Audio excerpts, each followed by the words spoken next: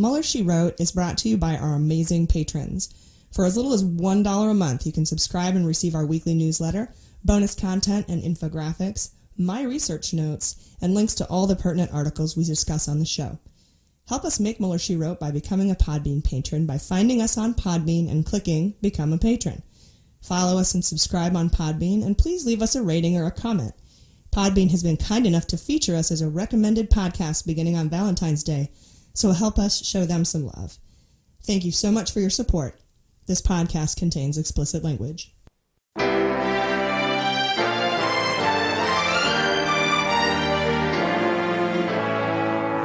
So to be clear, Mr. Trump has no financial relationships with any Russian oligarchs. That's what he said. That's what I said. That's obviously what our position is. I'm not aware of any of those activities. I have been called a surrogate at a time or two in that campaign, and I did not have communications with the Russians. What do I have to get involved with Putin for? I have nothing to do with Putin. I've never spoken to him. I don't know anything about him other than he will respect me. Russia, if you're listening, I hope you're able to find the 30,000 emails that are missing. So, it is political. You're a communist. No, Mr. Green. Communism is just a red herring. Like all members of the oldest profession, I'm a capitalist. Hi, I'm AG. This is Mueller, She Wrote. With me, as always, is Jordan Coburn. Hello, everyone. And I got Jaleesa Johnson. Hey, what's up? Awesome. I realized during our phone call last week with the amazing Chris Vega that I introduced myself with a name instead of AG, and I just wanted you all to know I made that up to throw you off my scent. So it's totally fake. Don't even listen to it. I'm diabolical. Anyway, what's new, you guys? How was your week? Was it good? Us? Yeah, you. Oh, yeah. No, I want everyone else out there. I want all the listeners to answer on the count of 3. How was your week? It was good. Yeah, I was busy. Excellent. You did shows? You guys doing some shows or anything? Yeah. Best of at the store in La Jolla. Oh. Yeah, I did that. Did the last spot. Nice. Yeah, that was nice. Ooh, clean up. Yeah, I was a little tipsy, so I barely remember it, but it was fun. A little tipsy, so I barely remember. Jaleesa, you weren't there at all. I'm sorry to tell you. Oh, no. This week, Jordan's going to be talking to us about the dumb memo drama, and Jaleesa has kindly agreed to tell us about Rob Porter and Hope Hicks on this special Valentine's Day edition of Mueller, She Wrote. It's a really lovely, wonderful, love story. Oh, yeah. You guys need. I do have a correction from last week's show. Less of a correction and more of an explanation about sarcasm. So, Gorbasiah13 on Twitter pointed out that I posited Sally Yates was fired for signing off on a Carter Page FISA warrant when she was actually fired for blocking the Muslim ban. Right. I am fully aware that that's what the public was told, but I think she was fired for the same reasons Bente, Ribicki, Baker, and McCabe were fired.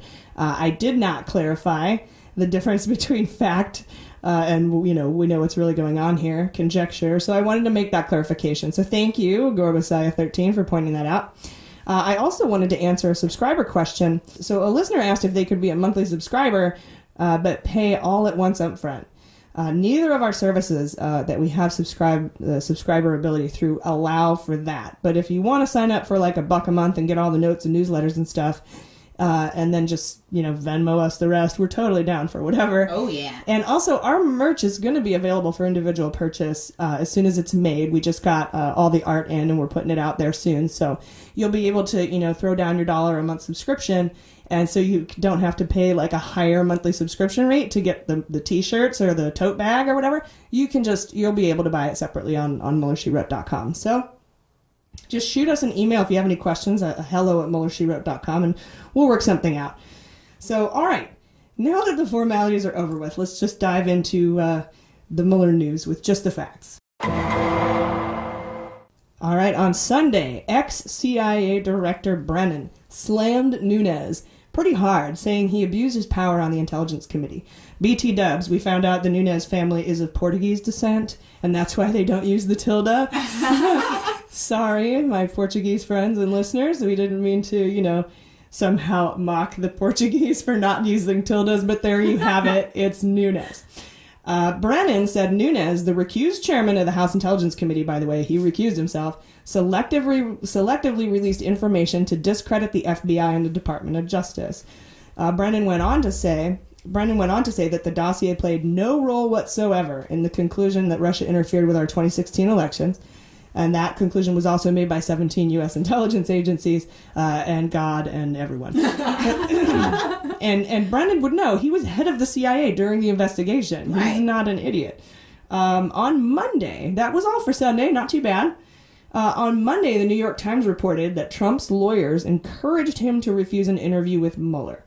Well, 2 of his lawyers did. The other one is not. He's encouraging him to speak to Mueller. So Dowd, who looks like Droopy Dog, by the way. I don't like Mueller. Droopy Dog Dowd. Dowd and Sekulow want Trump to refuse the interview. Ty Cobb, the great baseball hitter, wants him to take the interview. So those are the facts, but I don't know, you guys. Some folks think this is Trump's best gambit. Refuse the interview and hope Mueller doesn't subpoena you. If Trump agrees to an interview, he gets to sit down with lawyers present, probably in the Oval Office, all comfy-like. But if Mueller calls his bluff and subpoenas him, he can refuse, which means it would go to court, and Trump would probably lose and have to appear anyway. And that way, he would have to appear in a grand jury situation. So you go there, and you don't get your lawyer.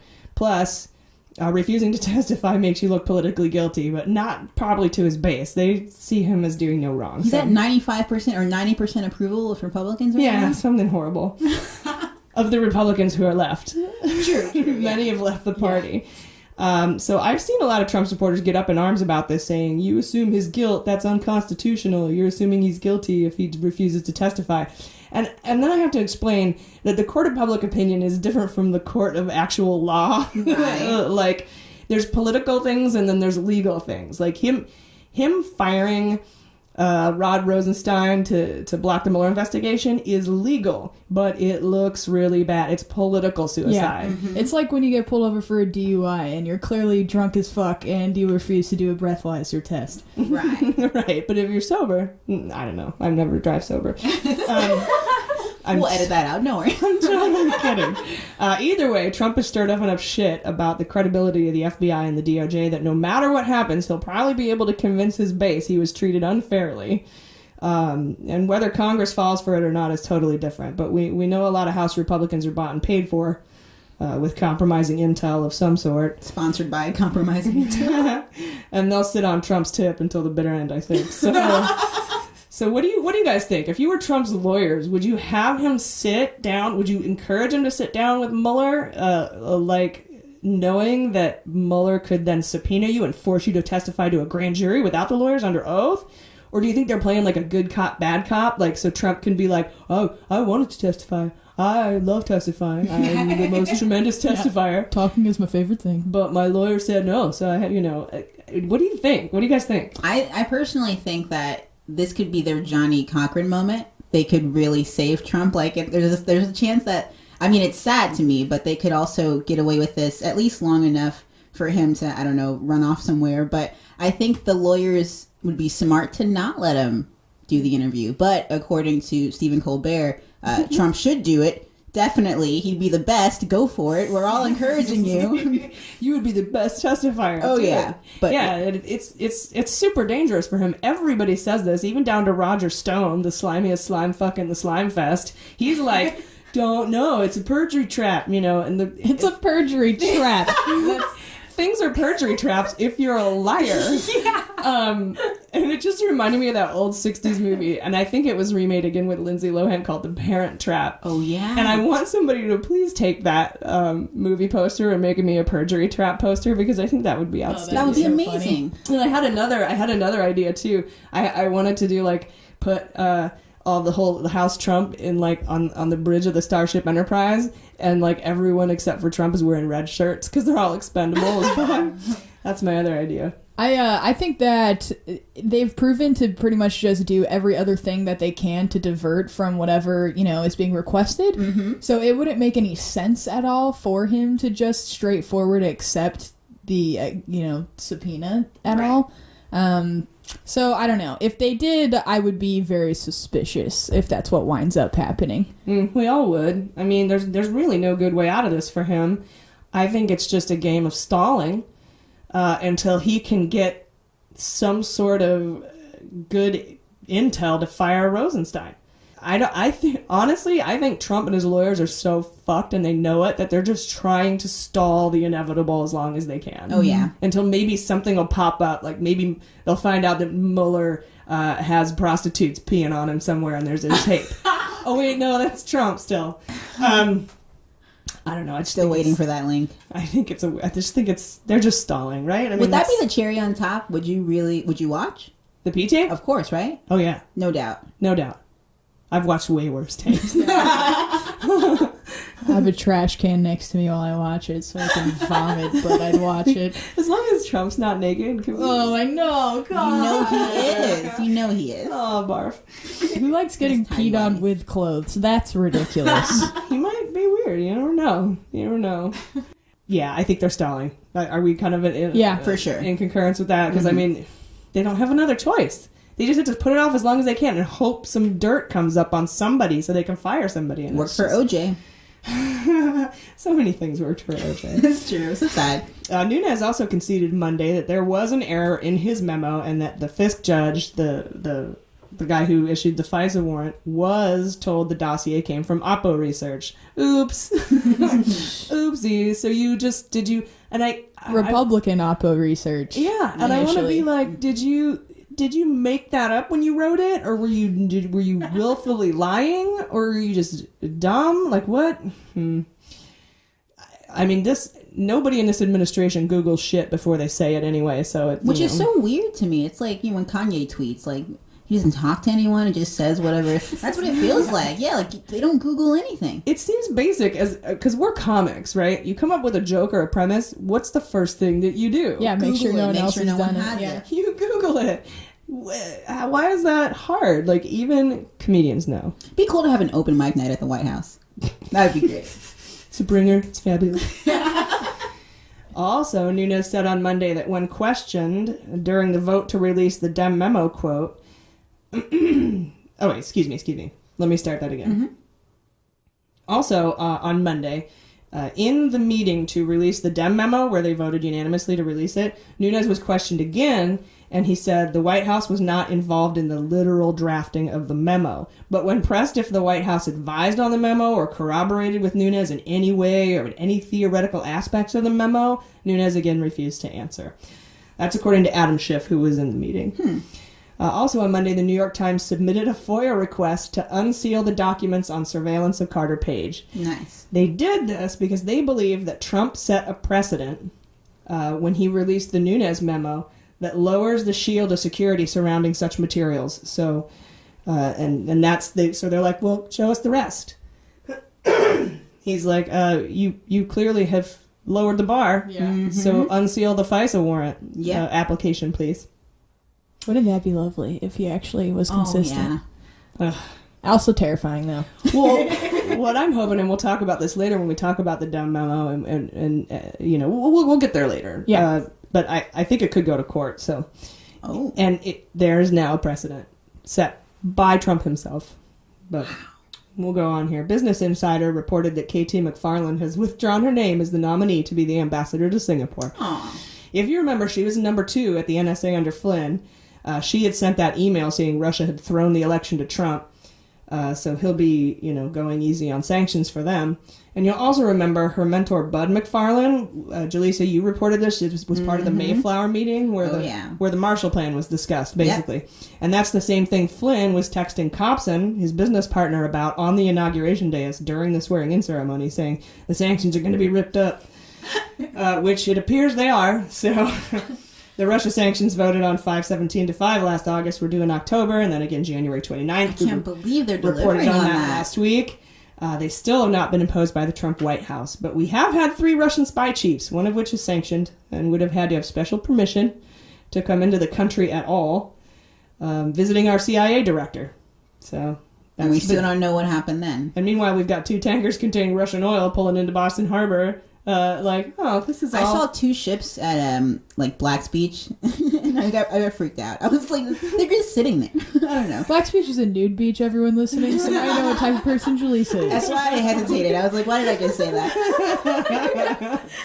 I was vulnerable. I can imagine like people out like listening who have no idea what Black's Beach is wondered like why you called it that. Oh, yeah. I was the only black person too. It was very ironic. Yeah, because it's in La Jolla, so for sure you Black were. people aren't allowed in La Jolla, you guys. Oh, yeah. Just, it's very, and, nude beaches, that's not fair to the white guys. Yeah. The rich white guys Just are a like, naked no. white man complains. Yeah, it's true. That's called dick privilege. That brings us to Tuesday morning. Tuesday morning, when Bannon's lawyer released a statement that he would only answer 14 specific yes or no questions in writing to the House Intelligence Committee. Congress then subpoenaed or suspended Bannon's subpoena until next week, which incidentally is when Bannon is set to meet with Mueller. Also, it's important to remember Bannon has the same lawyer as the White House lawyer, and I personally believe that Mueller is choking off these congressional testimonies until he can speak with these guys. Oh, I hope so. So, and I'm surprised, like, I feel like that almost can't be right, because the Democrats on the House Intel Committee are like, no, we need to subpoena him. We have to force him to be here. We gotta, and they seem angry, and I don't know if they are play acting angry. Like, Mueller wouldn't tell them. He couldn't trust them. Well, but they have to at least guess. I mean, if I'm guessing, who the fuck am I? I think you're really smart. Okay. You should run for office. Maybe I'll run for Congress one day. The bar's not high right now, so... it's sad but true. But I have to imagine that at least Adam Schiff is probably like, I don't want Bannon to testify. I don't want Bannon's testimony to get out to the White House before Mueller has a chance to talk to him. Right. But maybe to, as just a political move, he has to appear angry about it because he wants the voting Democrats, to think he's doing his job. I don't know. I don't know what's happening. I hope we find out, too, at the end of this. Those are the kind of things that I really want to know, like who was playing along, and that'll be kind of interesting.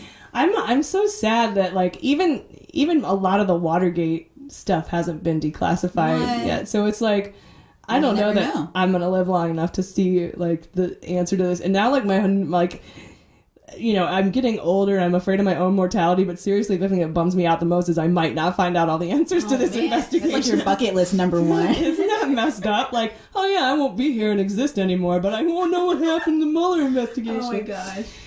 Tuesday also brought us that amazing new reporting on Christopher Steele, and I'm going to cover that in a little more detail a little bit later. There were also rumors swirling around my Twitter sphere about after Brian Krasenstein, I'm assuming it's pronounced the same as Rosenstein. I don't want to insult you, Brian. You had a thread on Carter Page being a double agent. Meaning he's been working for the U.S. this whole time. Like, even before the 2013 spy ring, he was a double agent. And I don't know. I had a lot of people ask me about this week, and I just think he's a fucking idiot. I don't think he's... Maybe his hat's working for the U.S. and he's working for us. I don't think he's... seen his hat. I'm sorry. It's so dumb. The floppy hat. Red hat, yeah. Like he got it at hat night at the Petco Park or whatever. It has its own Twitter account. You guys should... I gotta follow his hat. Oh my gosh. I don't see it. Because, first of all, why would you... Because FISA warrants are hard to get. So why would you get a FISA warrant and renew it 3 times on somebody who is working for you? Right. Unless that's some sort of part a cover. Of the plan. But all that's... none of that's public information. We weren't supposed to know about that. We didn't know about it until the Nunes memo, So, I mean, I don't know. What do you think? You said no? I don't think he's a double agent. I would need to see more proof that he's smart. Yeah. Because everything classifies him as an idiot. The smartest people connect the most dumb. Ooh, it's part of... true. Yeah. Yeah, so that was their But he would have to assertion. be a fucking genius. Yeah, True. That's what they're saying. He's a genius and he's an amazing actor. I guess we'll find out. That's actually interesting. Yeah, he hasn't been charged. That's the other thing. Well... He's not been charged. One of those sealed indictments could be his. Is it not considered just an ongoing investigation, though? Right, but I mean, Papadopoulos was... Right. And Papadopoulos and Page are kind of 2 peas in the same pot. Yeah, and he's the one that this whole memo thing is really at the crux. He's at the crux of all of that. Mm-hmm. So... And it would be politically advantageous to charge him if they've got enough evidence against him, unless for some reason that alerts the White House to some stuff that none of us know, and they don't want the White House to know. Right. There's so much that could be going on that we just have no idea. Yeah, I guess we'll see. Also on Tuesday, oh my God, a listener named Millicent Womack. This is a great name too. She sent me the most amazing video. It's C-SPAN, which is my porn, as you know. I'm going to put a link to this in our newsletter, which you can get for just $1 a month, you guys, and it's so worth it. You get all my show notes and everything. But this is a C-SPAN video from 2004.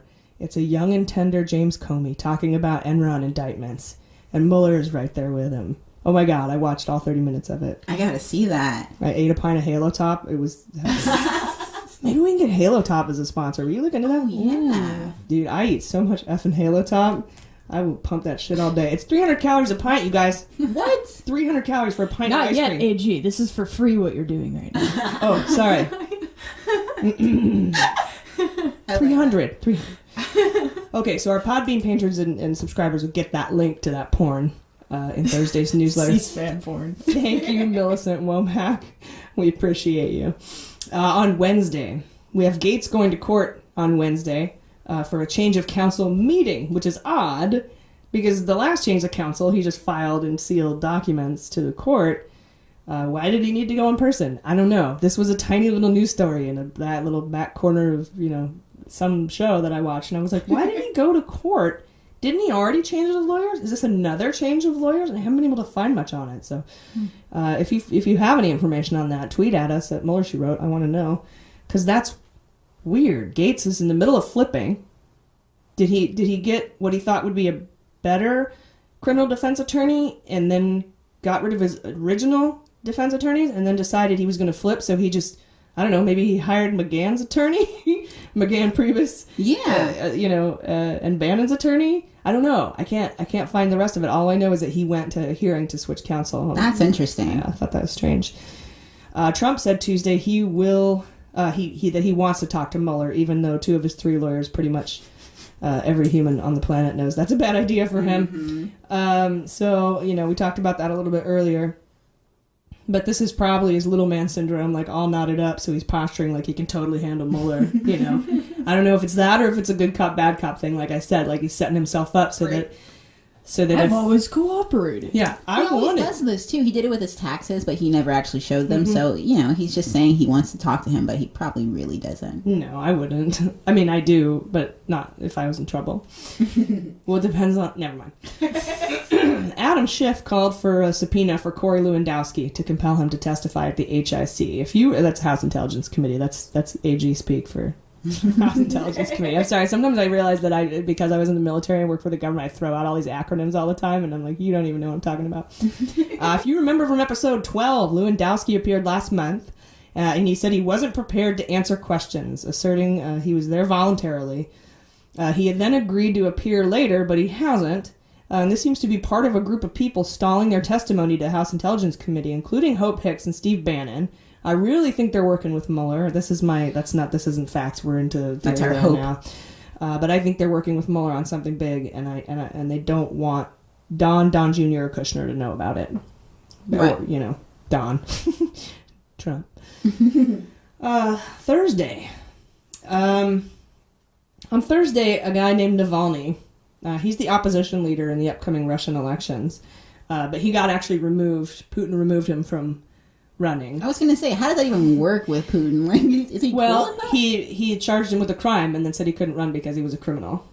Classic Putin move. That's just... So Navalny, he's like the opposition to the whole Putin thing. And so he released a tape of Deripaska briefing a Kremlin official on a yacht about his private briefs with Paul Manafort. If you remember back in July of 2016, Manafort offered Deripaska private back-channel briefings on the Trump campaign. And this tape is from August, so it's from a month later. And in the tape, you can hear Deripaska reporting things from a Manafort briefing to a Kremlin official on a boat. On a boat, bitch. So we'll have a link to that tape in this week's newsletter. I think this is huge news. Seth Abramson did a huge, what do you call it, Twitter thread and about the whole thing. And he starts way back. He gives you all the history. It's like 110 different tweets in this thread. But it's really interesting if you get a chance to look up Seth Abramson on Twitter, and then we'll have a link to this video also in our newsletter, so you can check that out. I thought that was pretty damning evidence that there was collusion and a back channel was set up with Manafort. So interesting. NBC reported Thursday that Russia targeted voter rolls in 21 states, hacking 21 states, and successfully hacked into 5 states' voter rolls. Were you, did it release which states exactly? Yes. There's a map out there too, yeah. And I can't remember which ones they are. I'd be curious to see what... California is one of them. I think Texas is in there. But they went for 21 and they got into 5. So when Trump supporters sit there and say they didn't like hack into the elections, they just influenced it. Well, no, they actually hacked into the voter rolls. In some pretty key states too. So I think Wisconsin's in there. I'd have to look, but anyway, so that's terrifying. And we know of the hacking of the DNC and all that too, right? So that still counts. Like, it's just crazy that people still dispute that. Yeah, it's Trump specifically. Actually, 99% of the world is like, Russia meddled in our elections. Trump is like the last holdout because he's got some ego thing built up that if Russia actually hacked into the elections, he didn't really win. That he's illegitimate somehow. And the rest of us are sitting over here like, dude, we don't even give a fuck about that. Right. I mean, I do. I think the election was illegitimate. I want to make that clear. But you can't take it back. You are the president. He's the president. What? No, you can't. There's no way you could. I mean, what do you do? Special election? That'd be crazy. That'd be chaos. It would be pretty crazy. He just has a stroke of moral integrity. He's like, you know what, guys? You're right. Let's just redo this thing, make it fair and square. Good point. Yeah, I don't think that you can do that anyway. So it's like that's just what happened. But he believes that if Russia had any influence whatsoever, that he'll have a hard time. Like, he thinks the whole world would be like, you're an illegitimate president, and I would. But they're already saying it though. I know. But he's not. He's not watching that news. His approval numbers are also inching up, which is scary since the State of the Union. Yeah, State of the Union, tax bill, jobs. We'll see what happens. The job report was pretty good in January. Stock market's been crazy this week, but nobody really knows why. Only rich people care about that. True. The stock market is not the economy. Important to note. On Friday, we found out John Kelly offered his resignation. Though Kelly denies it. What? Kelly says he never offered to resign. Washington Post's incredible reporting says sources who were in a staff meeting with Kelly Friday morning are asserting that Kelly told his staff to tell the public he'd reacted by firing Porter within 40 minutes of finding out about the domestic violence allegations. First of all, that means that Kelly didn't know about any of this until he saw the pictures. And then even after that, he still released a statement of support for Rob Porter. By the way, I'm sorry, I didn't even give a lead in here. Rob Porter is the White House staff secretary who resigned this week amidst allegations of abusing his wives. Not wife, wives. Two of his past wives. And so Kelly released a statement saying he's a great dude, leave him alone. And then they apparently showed him pictures of her black eye, according to him. And then he went, no, he's still great. And then the next day he says, these allegations are shocking. But other reporting shows that the White House was told via Don McGahn, the White House counsel, 4 times in 2017, starting in January, about these allegations. And that's why this guy Porter never got a security clearance, because he beat up his wives.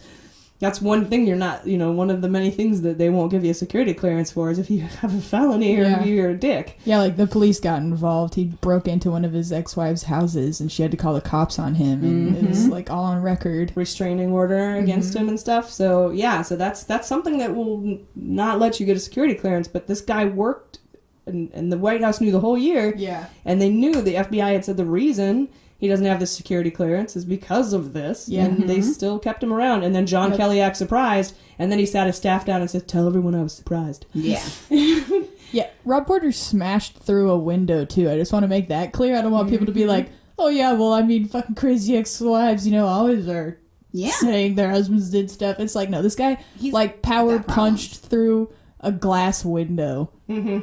Yeah, he's an amazing douchebag. We also found out Friday that Trump blocked a Democratic memo. He was given it Monday after a unanimous vote in the House Intelligence Committee to release it, and he had 5 days to decide, and on the 5th day he said no. So Jordan's going to talk about that a little bit later, the Dem memo. The big news on Friday, and I thought this was a pretty, an actual reasonable week in the news. I was like, oh, we only have a couple of guys who beat up their wives in the White House and no security clearances and stuff, but, okay, maybe we might get through this week without, too much craziness. But then on Friday, Rachel Brand resigned. Rachel Brand is the number 3 in the Justice Department. She resigned without notice to take a job in the private sector, at Walmart, actually. Ugh. And I saw Benjamin Wittes on Friday on MSNBC explain that he spoke to Brand, who's a friend of his, and she says there's no correlation between the Mueller investigation, the Nunes memo that provides political pretext to fire Rosenstein, and her abrupt departure.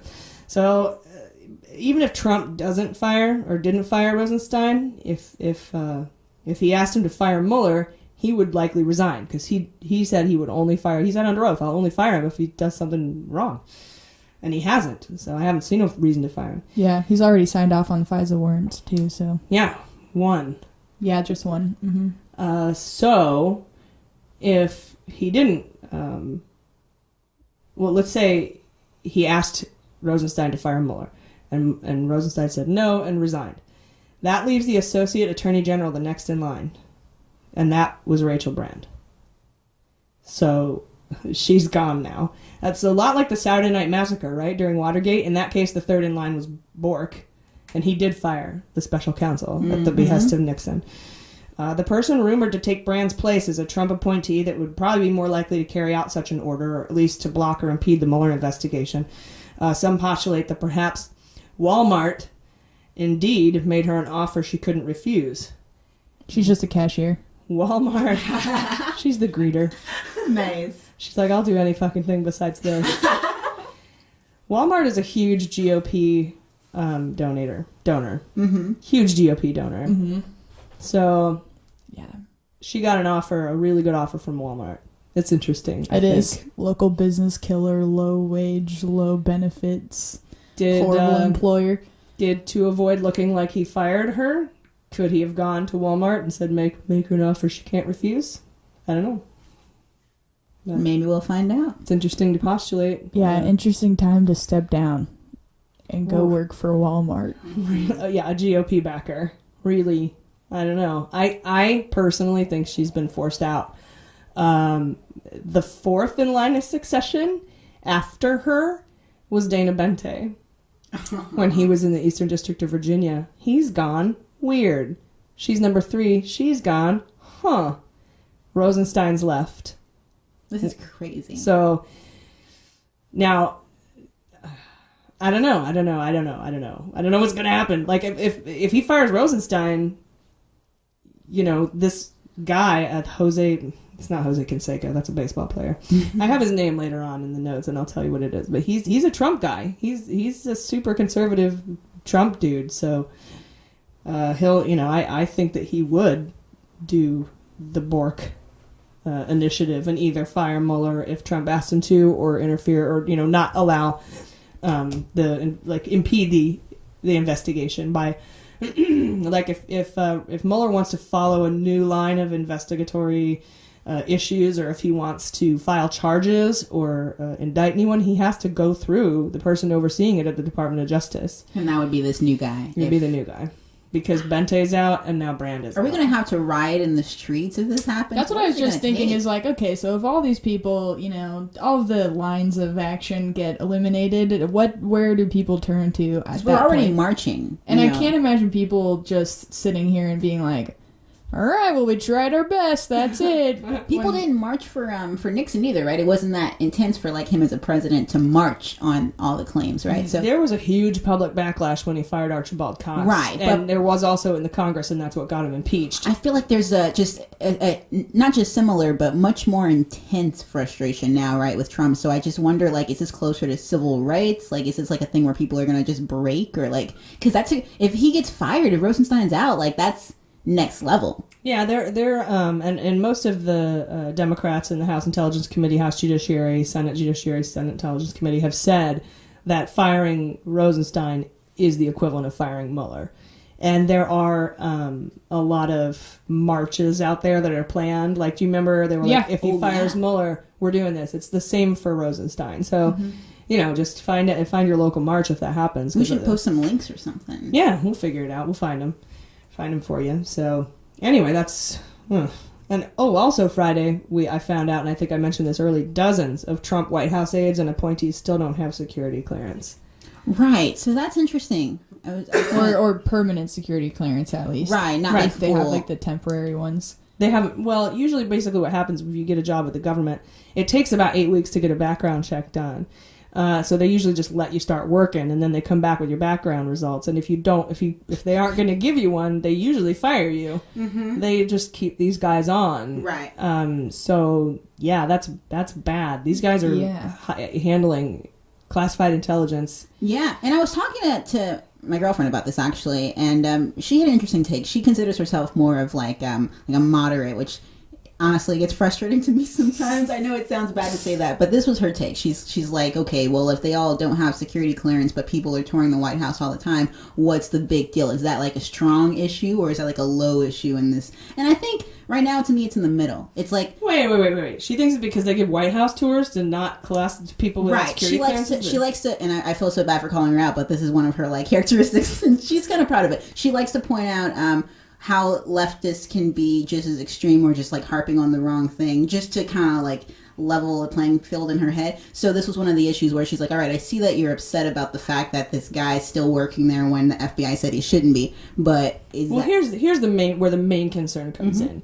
He's compromised because he is blackmailable. That's what I'm thinking, yeah. So if an operative wanted to get information out of him, and the information that he sees... He has access to everything is not stuff that, you would see... willy-nilly. Walking through the White House on a tour. Yeah. Because these are the full-on classified documents, classified briefings, the president's daily brief, super highly classified intelligence. And while she's right, like, so what if you don't have a security clearance because you have a violent past? How does that make you a guy who would leak something? Right. And in this administration, though, it might not. But the problem is that some operative could find out that you've beaten the shit out of your wives and come to you and say, tell me what was in that document, or I'm going to let the whole world know that you've got two things out on you. So it's not, she's right in that generally it's not an issue, but in this case, this particular administration already has this history with being potentially compromised through hacks with Russia, and we know that it's just so much evidence is already pointed towards this connection that it's hard to ignore at this point. And that's why Christopher Steele was so upset, and I'll talk about this a little bit later, about Trump getting elected. Not because he thinks Trump himself is a piece of shit, which is true, but that's not the problem. He's vulnerable. It's that he was compromised. They have a word for it in Russia. Like, that's their thing. That they're good at it. That's what it is. That's one of the main things. Ways they get to people. Speaking of which, I'm so sorry. Rex Tillerson talked about this too recently, and it was really disheartening how he said that with Russia's like advanced technology and like our vulnerability to their hacking, he said, well, if they really want to do it, they're just going to do it, and we can't always stop them. That was his response this week. He's an oil man, so oil man. I guess he'll be fine. Well, he could make bazillions off of Rosneft and any drop in sanctions. What if he believes it? What if he really doesn't? Like, I know there's the one hand where we think that they're with Russia, but what if it's mainly the compromise part and they just really believe that there's nothing they can do? They really have given up. That's scary. I think it's more just a bunch of, it's a global network of business men that are... So you think he's just complicit more than anything? It's money. Follow the money, I think, is what it all boils down to. Yeah. Let's make sure I mean, you have more... yeah, you get more... Follow the money, and then on the back it says, I'm the money. Yeah. That's so dumb. Yeah. I like it. Okay. Sorry, Jordan. No, it's okay. I was just going to say, you have more political power now with money than you do actual office positions. Oh, yeah. Yeah, that's definitely true. That sway comes in pretty hard when you've got that much leverage over people because of money situations. So, Anyway, I thought that whole security clearance thing was pretty shocking. Yeah. It's shocking that someone can work for 8 weeks, up to 8 weeks without clearance, too. That blows my mind. 99% of us get clearance. Right. I hired, in my tenure at the government, probably between 400 and 600 people. Wow. And none of them, I've never had to come back to someone and say, sorry, you didn't pass your security clearance. Because on the application, you have to put that, you have to answer these questions. Do you have any misdemeanors? Do you have any charges? Do you have any pending? Do you owe the government any money? Stuff like that. And if you lie, you're not going to get the job. And we're going to find out about it. That's why this is so weird. And I was going to talk about Corey Lewandowski and his security clearance issue and why it's particularly weird that Trump gave him a pass. I don't know how soon coming up to that, but we soon. And that's. I mean, I think I have a good idea why. But you know what? We'll get into it. We'll be back in just a second.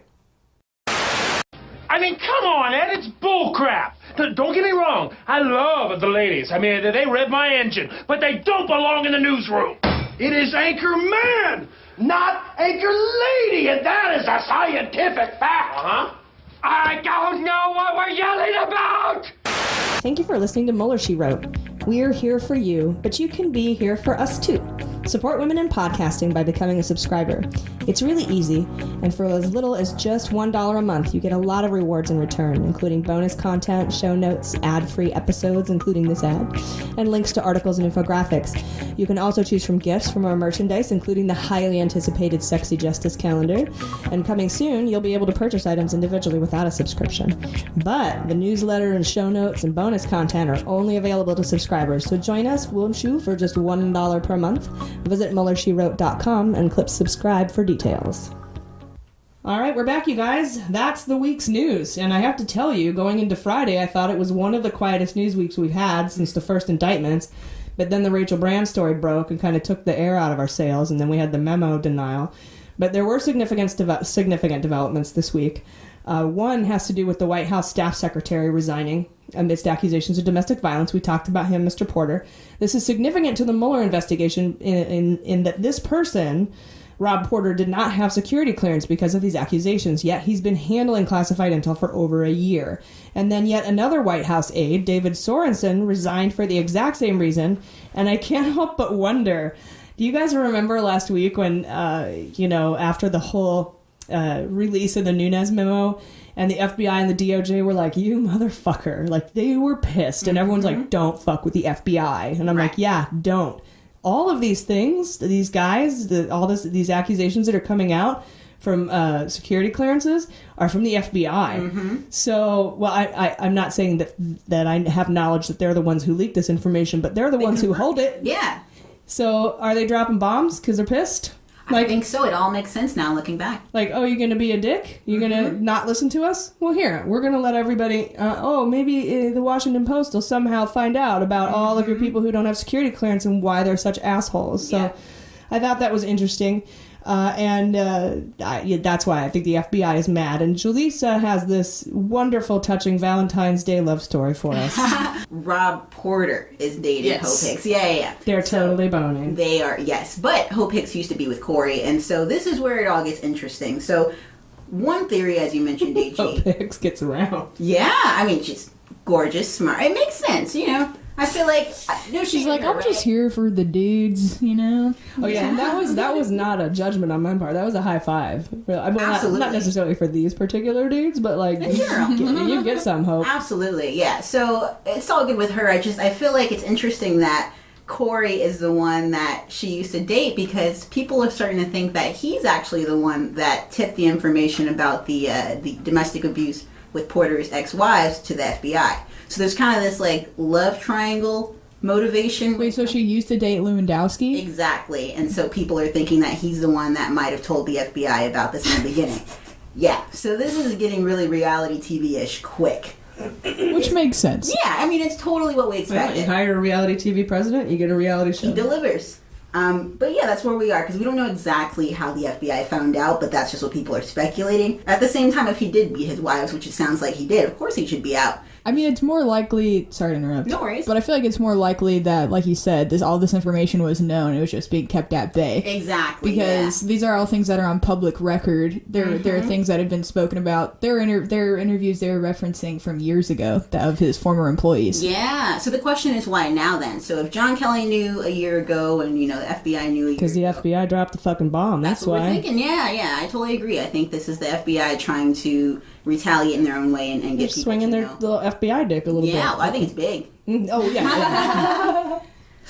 Definitely. So yeah, that's where we are. Size queen. Yeah. I think it's cute though. I mean, Hope and Rob together, they look cute. I mean, he's got problems, but maybe she can change him. He looks like a frat boy douchebag. Like he's got tap out shirts on under his fucking suit. She seems smart though. She seems smart. If she's with him, maybe she sees something that because his ex-wives are actually coming out and saying, okay, he's not a monster, he's just troubled, he needs help, he shouldn't be in this position. No, they're saying he's a monster in his personal relationships. Right. Well, she actually said he's not a monster. Well, was this the one that was emotional? The one that was physically the one that was abused? grabbed in the shower. This other guy was fucked up too, though. The Sorensen guy putting cigarettes out in his wife's hand. Oh my god! And like that, like he, she showed the scar. It's just what I like sexually. That's all. And you know nothing harmful there. I personally think that these kind of mistakes are not the kind that, you can just be like, oh, but they're still good people. Because I get that they could be good people, but it's just, to me, taking away from... Well, sure, if you're getting a job at Taco Bell, but you're working for the fucking White House. Right. And you need to not be compromisable. Exactly. If that's a word. Yeah. That's actually, I think, is the main point. And then also Trump and Kelly are both... Well, Kelly redacted his statement, but Trump was like, well, the guy is good at his job, so that's my response to this, is that... Trump doubled down today. Really? Yeah, he actually said, he pulled his "there's good people on both sides" thing. He said that a lot, sometimes it's true, but a lot of these accusers are wrong, and we need to, basically, yeah. He said people's lives are ruined when unfounded claims are just released to the media. He's just not the best spokesperson for this, I gotta say. It's like, I'm not trying to ruin your life, I'm just trying to not let you have a job right next to the goddamn president of the United States. That's all I would ask. When you're blackmailable. Yes. And I feel like, because when I listened to an interview with one of his ex-wives, she was saying that in his personal life, or professional life, he's great, fantastic, really good at his job. Right. But then he has these deeply rooted anger issues that only come to the surface in his most intimate relationships. Yeah, behind closed doors, which I guess is how, domestic... I've been very lucky to not be in any domestically abusive relationships, but yeah, just saying it's the most intimate relationships and scenarios where those anger issues really come out. And, but yeah, I guess, unless him and Trump are fucking, that wouldn't be a problem. That's what I was just thinking, like, is he boning the Trump man? Or? It makes me sad that John Kelly, came out in defense of him, though, in the beginning. Because even though he did take it back, it's just sad. What's it going to take? We can't all have pictures, Like, people should take pictures, we should have video, but we can't always. It's just tough, That's, well, don't beat your fucking wife. I'm sorry. Yeah, it seems easy. It seems very simple. Don't have fetishes that include putting out cigarettes on people's skin. That's a good thing to not do. I don't know. If you want to be in politics, you can't do shit like that, I guess. Well, Jaleesa, thank you very much for reporting on this week's love story. Oh, yeah. For Valentine's Day. Can we get a little, little Peter Frampton in the background? Or some Reverend Green or something? Do you wish them the best, Hope and Porter? What are you thinking here? Do I wish them the best? Yeah, what's your thought? I guess we never really talked about their relationship. What do you think about I want them all to go to fucking jail. That's a little weird, right? Yeah.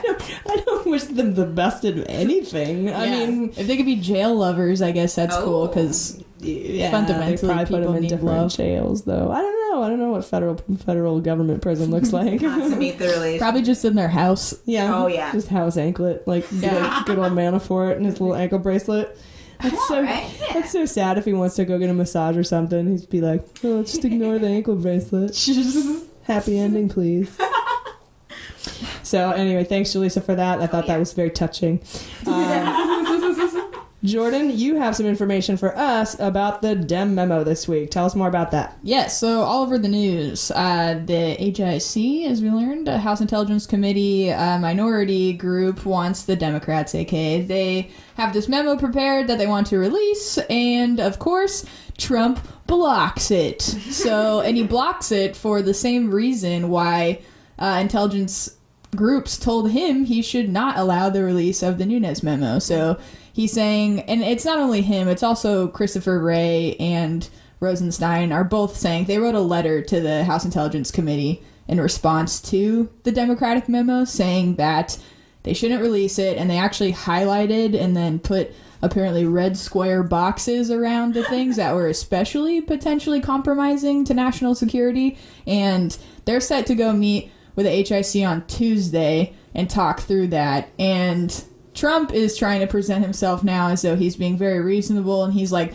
what's the big idea, guys? All I'm saying is I want to protect national security, that's all. All of a sudden, I give a shit about intel. Exactly. And if the little unfortunate mishap of him allowing the blatant release of the Nunes memo that was advised by FBI intelligence officials to not be released for that very same reason, then it would be a little bit more of a noble cause that he has right now. But you know, I guess whatever. Yeah, sure. Let's let this go for a couple weeks and then see if they actually do meet with Rosenstein and Wray, and if they can come to some compromise on things and then still release compromising information about the Nunes memo. Yeah, I can't imagine that happening, though. But well, the good news is nobody gives a shit about the Nunes memo anymore. Everyone's like, that was stupid. And now that Trump has blocked this one, it's almost better for Democrat. But I mean, a lot of people now are saying, oh, did he just block it? You know, or did the Democrats put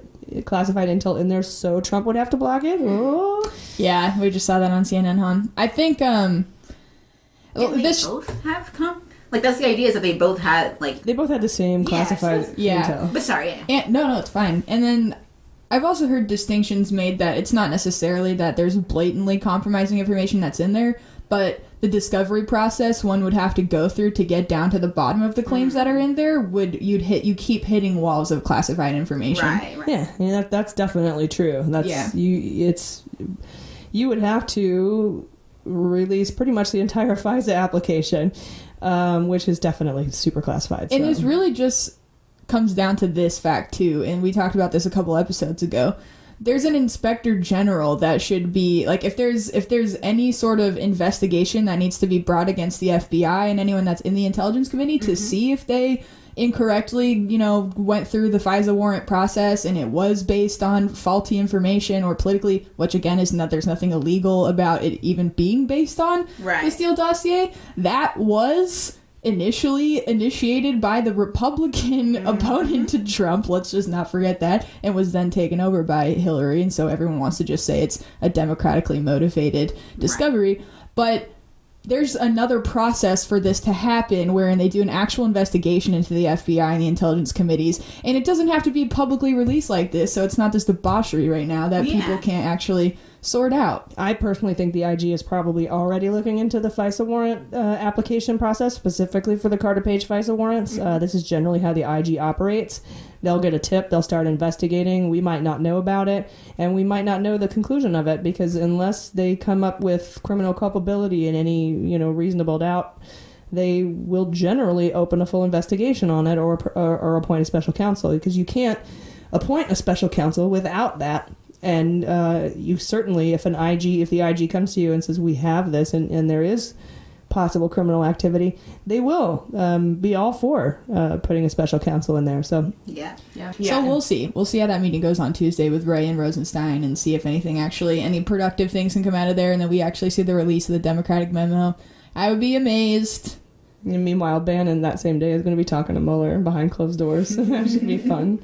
Oh, yeah. Yeah, and I don't buy this whole bullshit that Trump all of a sudden gives a shit about classified information. Yeah. Like, he leaves keys in lock bags laying around. He's got dozens of White House aides and appointees without security clearance. The Mar-a-Lago, North Korea missile launch dinner where he's got everybody, like, helping him see the classified documents with their cell phone lights about the North Korea missile launch.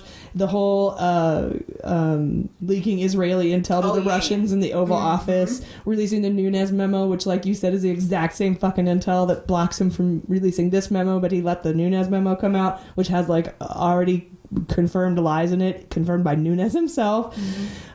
He's His history is just not pointing towards concern for security. Yeah, it's clearly politically motivated. And does this potentially become another obstruction of justice charge? It could add to a pattern. And there was a poll on Twitter today, right before we started the show, out of 14,000 people, 91% believe that his blocking of the memo was politically motivated, not because of classified intel. Oh, yeah. So, why aren't they taking him to court? I don't know. But we'll be right back with this week's questions and the Fantasy Indictment League. You're with us, Ron. What do you think? It's terrible. She has beautiful eyes and her hair smells like cinnamon. Mm-hmm. Loud noises. All right, everyone relax. She's not going to take anyone's airtime. I read somewhere that their periods attract bears. The bears can smell the menstruation. Well, that's just great. You hear that, Ed? Bears. Now you're putting the whole station in jeopardy. Thank you so much for listening to Mueller, She Wrote. This show is always free unless you subscribe, but there are other ways to support the podcast that really do mean a lot to us. Leaving us a rating or subscribing to us on your podcast platform. You can follow us on Podbean and leave a comment. You can like us on Facebook and give us a rating. You can also follow us on Twitter. You'll automatically be entered to win a PlayStation 4, so that's awesome. Engaging with us on social media really helps us make the best show possible for our listeners. We enjoy the feedback. This show is for you, so we look forward to hearing from you, and we thank you for your support. All right, we're back, you guys, and I wanted to talk a little bit about this report from Thursday from the Washington Post about Christopher Steele. It's a really great piece. Last September, as we all know already, Steele reached out to the FBI after talking to colleagues about what he should do with all this explosive Trump information. He knew he was being paid for political oppo research, but according to sources close to him, he felt like he was, quote, sitting on a nuclear bomb. By the time Steele began working with Fusion GPS, the project was exclusively Democratic. Though it had started previously with a backing from the Washington Free Beacon, like you were talking about, Jordan. Mm-hmm. And they're a conservative group. So after he sent this his memo to Fusion, via courier, by the way, he had it hand-carried, and he didn't trust to send it electronically. He hand-couried it over to Washington.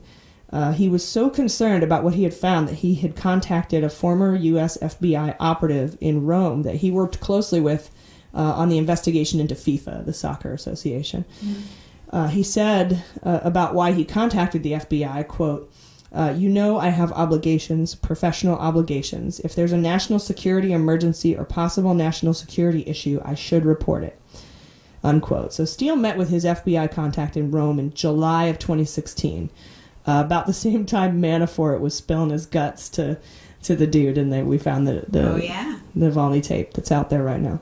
But early in the fall, Steele reached out to Sir Richard Dearlove, that's his former MI6 boss, and he asked him for guidance about how to handle this professional obligation. He's like, what should I do? And oddly, Dearlove told him about a time when he was head of MI5 at the Washington, D.C. house, and he had learned that one of the potential candidates for VP, for Vice President of the United States, was in communication with the Kremlin. And that's where they left it in the article. And I'm like, who was it? Yes. So I did my own research. Okay, so I looked up his career, and I found out, and my article links will be in the newsletter, and I found out that he was in D.C. at the Washington House from 1991 to 1993. So this was the election between Bush, Perot, and Clinton. Oh, okay. So Bush had brought Quayle with him from the 88 election, so that wasn't a new VP candidate. That's Quayle. Mm-hmm. But Clinton chose Gore after great deliberation, and one of Clinton's early candidates for VP was John D. Rockefeller IV. Now, the Rockefellers have a few ties to Russian oil, like going all the way back to the Bolshevik Revolution. Like the Rockefellers are the biggest oil people in the world. Yeah. So I don't know, just an interesting rabbit hole in this article. I'm like, probably the Rockefeller fella. That would make sense. I have no idea if that's real. Yeah, that's so interesting. But anyway, back to the Dearlove thing. He recommended that Steele work discreetly with top officials in the British government to pass this information along to the FBI. So he sought advice from several people, including Wood, a British former ambassador to Moscow. And when Steele met with the four FBI officials in Rome, it became clear, to him at least, that the FBI already developed intel that corroborated what Steele was telling them. Particularly, and specifically, the Papadopoulos had told an Australian guy in a London bar that the Trump campaign was getting hacked Russian dirt on Hillary Clinton. And Steele had also found that out, but not through Papadopoulos. So, in fact, Papadopoulos never even surfaced in Steele's research. He's not in the dossier at all. Just a happy coincidence. That's called motherfucking corroboration, is what that is. But from that point, the FBI felt Steele's research was credible, and they wanted to keep working with him. They used it in part to obtain a FISA warrant to surveil Carter Page, right? And Steele also shared another report from Cody Shearer that he got from a State Department official, which they had received from Sidney Blumenthal. That's a Clinton friend and confidant. And in addition to Trump having financial ties to influential Russians, the Shearer memo also appeared to corroborate the P-tapes. So that was in there. Mm-hmm. Now, the public at this point... I just love the P-tapes. Oh, yeah. The public at this point had no idea Trump was being investigated, right before the election. We didn't know.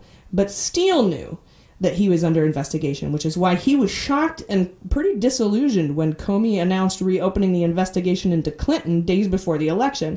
He had assumed that the FBI, and was told that the FBI hadn't said anything about the Trump investigation because they have very strict rules on influencing elections. So when he came out and reopened the Comey or the Hillary Clinton email investigation, which was drafted by Strzok, the guy who everyone thinks was a Clinton buddy. Yeah. Steele was like, what the fuck? He's like, damn it, now I can't trust the FBI. Are they under Trump influence? So he stopped communicating with the FBI. Oh. After Trump won, though, Steele reached out to Wood, his friend, who then reached out to David Kramer. He's a former State Department guy who's really close with John McCain. And Kramer set up a meeting between Wood and McCain in Canada, Halifax, and said when Wood told him Wood shared the dossier with him, McCain was, quote, visibly shocked by the intel. And McCain said, thank you for seeing me. You've done the right thing, and I'm grateful. My first thought has to be for my country. Nice. Then in a private meeting in December, McCain gave Comey the dossier. Steele's been out of the public eye ever since then, but sources say he has spent 2 days behind closed doors talking to Mueller. So... Wow. That's where we are with Christopher Steele. I felt like this Washington Post reporting was really good. It kind of gave you this great insight to who Steele is, and that he was very trusted by the FBI. He's worked with the FBI on several things, including the FIFA scandal and everything well before this, and he was a very trusted operative. So British American hero. Yeah, is he going on our Sexy Justice calendar? Yeah, I got a picture of him for Sexy Justice. September. What are we thinking? Yeah. I'll have to figure it out. They'll be strategically placed. Nice. Yeah, definitely. I want to get into this week's questions. We had a lot of questions this week. This is really cool, probably because I asked for them. Dane Goading, at citizen_Dane on Twitter, has said, do we have any idea if the Shearer memo alleges the same kind of things, or just the same specifics, or the same general pattern as the Steele dossier? And I think I answered that a little bit earlier when I talked about how it had the two specific things in it, which was the P-tape, and then some of the financial ties to influential Russians. Mm-hmm. So it's I think the details are there. It's kind of, I would say, the salacious P-tape video is definitely specific, and then I think that the money ties are more general. So I guess the answer is both. Okay. Greg Ligotti at G Ligotti asks, can Mueller share info with New York Attorney General and have New York indictments happen for Kushner before the feds? Or can New York indictments happen for Kushner before the feds? Good question. It is. And yes, I think we talked about this in episode 6. No, way back. The Schneiderman episode? Way back when, yeah. Yeah. The Schneiderman episode. we have names for him. I'm so excited. Yeah. But yes, as a matter of fact, they're doing a lot of investigating in parallel, and I think that they're utilizing the same intel and information and evidence. They cannot be investigated at the same time, but they you can't have two indictments or something, right? Yeah. Oh, okay. So I believe that's the case, and so I think what Schneiderman's doing, and he's just racking up all this evidence, getting it from Mueller, and then waiting to see where the federal investigation goes, and if the federal investigation is shut down or for some reason stalled, or I guess it would have to be shut down, then Schneiderman could Yeah, but specifically what he's doing is that if the feds indict Trump or Don Jr. or Kushner and Trump pardons himself and other people, then New York Attorney General Schneiderman would pick up these cases and prosecute them in the state court. Do you know that if Schneiderman would have to go through a redundant process to get all of that information, or could he just, is the evidence obtained by Mueller more or less public record? It's not public record. Or would it be later? It's probably, I think it's been given to him by Mueller. Okay. Specifically. Because it's in his jurisdiction, right. the New York money stuff. Oh, yeah. He's like, oh, this is your, here's evidence. Your turf. Okay. Yeah. But you have to wait till I'm done. Yeah. Kind of. And this is, again, all conjecture. I don't know what they've said to each other or how they're able to legally share evidence with each other, or if I don't know if Schneiderman's found evidence of money laundering through New York Trump properties that he's given to Mueller. And Mueller can obviously ask for any of that. So I assume it's a two-way street. Right. But the whole point of the Schneiderman backup plan is for when and if Trump pardons people from federal crimes, then they can be prosecuted at the state level. He cannot pardon a state crime. Very nice. Jerry at JC Doulos 1 asked, if Mueller is fired or slowed down, do you think he has a backup plan? Oh, yeah, there it is, right there. And the answer is yes. I knowing Mueller, he's got 19 steps ahead of this whole thing. He probably knows what happens if Jupiter crashes into the sun. He and Elon Musk had a talk about it. He had some free time. Just wanted to get some answers. Schneiderman's the first backup plan, I guess, or specifically the pardon plan. But well, if Mueller's fired, well, let's see. Did you ask if Mueller's fired, he'll just be replaced by another special counsel. Oh. If Rosenstein's not fired, Rosenstein will appoint that person. Okay. So that the investigation will continue. It might put a wrench in it for a minute, because I have a feeling Mueller's going full steam ahead right now. Yeah. But and I think he also has what he's done, and this is just my opinion, is that he's probably gathered all the evidence that he needs except for interviews, so that he doesn't have to go through a new. If Rosenstein's fired, he won't have to go through a new person to get permission to investigate new things. He's got all the evidence already. Yeah. He would just have to go through them to get evidence to charge and indict people. So I don't know about that either, but I'm sure he does. I sleep well at night knowing that he is many, many steps ahead of me. So, nice. Ryan B at KingsFan 2099. Is that 2099 because that's when you think they'll win a Stanley Cup again? I'm kidding. I love the Kings. I wondered if Trump. He says he wondered if Trump talked to Rachel Brand and maybe pushed her out when he found out she wouldn't fire or block the Mueller investigation. That's what I think. I think he talked to her, found out what her position was, realized that she wouldn't be party to that kind of obstruction of justice, and then I think he went to his buddies at Walmart. Only the Walmart justice. And then I think he went to his buddies at Walmart and said, give her a job, give her an offer she can't refuse. I wonder. I don't know either. I'm making that up. I'm guessing. I would take the Walmart job. Well, it's hard to imagine, but depends on how much money it is. Yeah, I guess. How much would it be a lot of money that I could help other people with, like to counter the Walmart scourge? Yeah. Then maybe. Christine Insider at Seguira, Siguirya, Seguirya, wants to know how likely it is that Pence will also be taken out by the investigation, and I think it's very likely because Pence said he didn't know about any of this and nobody told him, but he was the head of the transition team. And when Mueller got a hold of the GSA emails, the transition emails, he got all the evidence he needs against Pence. We have an episode too that I covered that on a segment. Yeah. I think it's like the third episode or something. Yeah, in the beginning. If she wants to listen It would really, really behoove you to go back and listen to these old episodes if you haven't. I think our new phrase is get caught up before shit goes down. Yeah. That's what I'm calling it. Dane Goading also asked, this is the same guy from earlier, if FISA is rare and hard to get or if it's super easy to rubber stamp. And Jordan has the answer to this question. Go ahead, Jordan. Yeah, so I did some research on this. I'll try to keep this as short as possible because it's kind of a long answer. I mean, the short answer is yes, it's very difficult. Really, really hard to get it. There's so many steps of bureaucratic processes that they have to go through.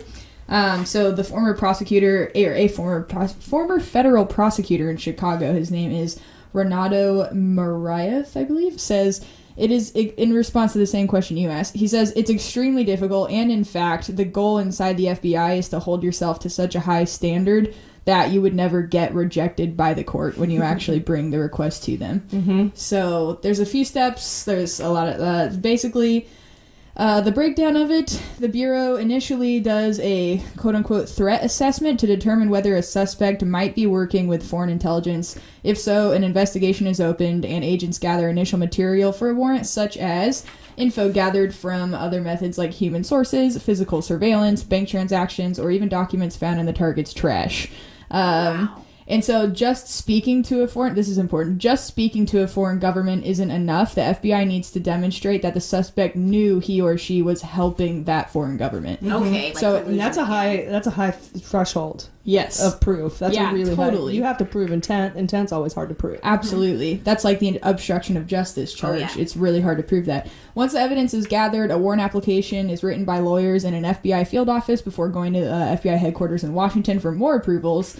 Then lawyers from inside the FBI's National Security Division undertake something called the Woods procedures, quote unquote. These are just these are just procedures that their goal is to essentially ensure accuracy with regard to the facts supporting probable cause, the existence and nature of any related criminal investigations or prosecutions involving the subject of the FISA warrant, and the existence and nature of any prior or ongoing asset relationship between the subject and the FBI. And finally, only after all this does a senior Senate-confirmed Department of Justice official sign off, and the warrant request package is finally sent to the Foreign Intelligence Surveillance Court, which is oversaw by 11 different judges on a rotating basis. So when they go back and get the renewals for these FISA warrants, it's like not likely to be the same judge. Dude. Yeah. And there you have it. Wow, thank you, Jordan.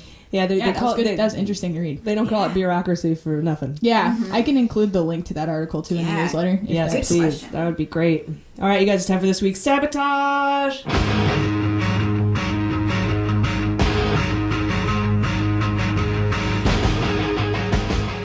All right, Kyle Crane this week asked us about the DOJ succession executive order and how the brand resignation will affect the investigation.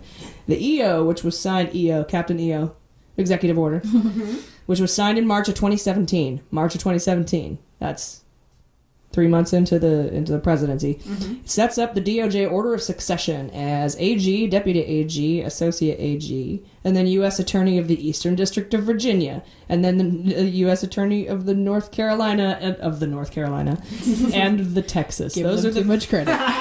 Those are the three.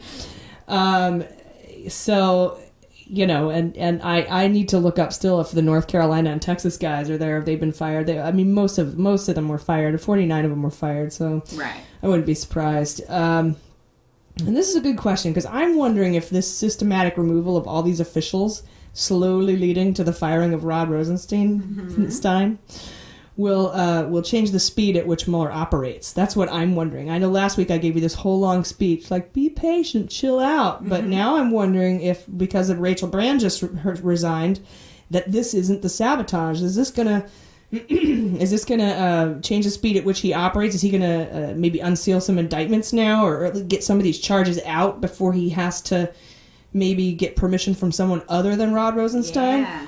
And what's his backup plan? You know, we have the AG, Attorney General of New York.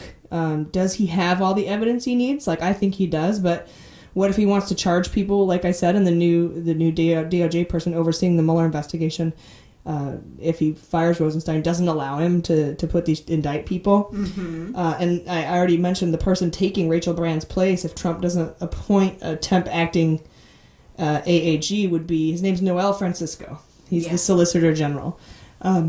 Solicitor General is also who fired the special prosecutor during Nixon's Watergate issue. Snap. So, might come down to the old Solicitor General. You know. Irrelevant title. Yeah. I would never want that job. Now it's time to talk a little bit about how that may or may not impact the Indictment Fantasy League.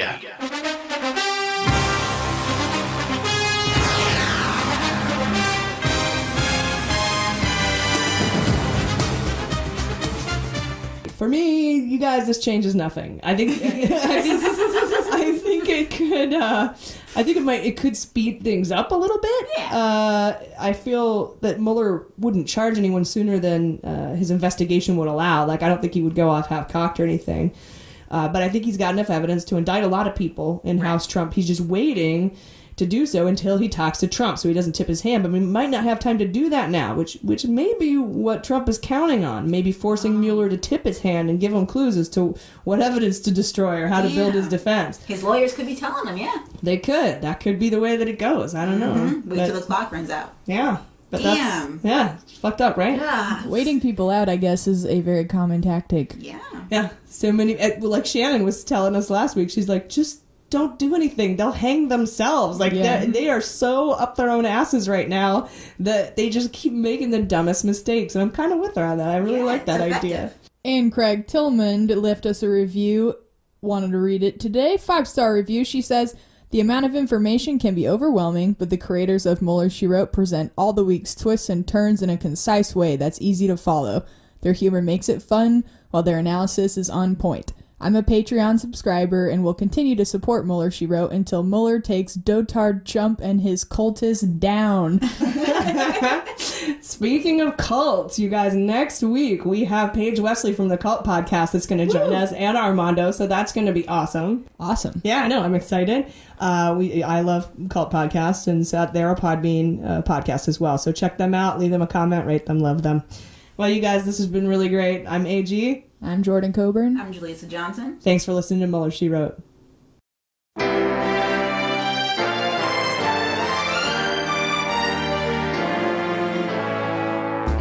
Mueller, She Wrote is produced and engineered by AG with editing and mixing by Jaleesa Johnson. Additional sound clips from Nick McLaren.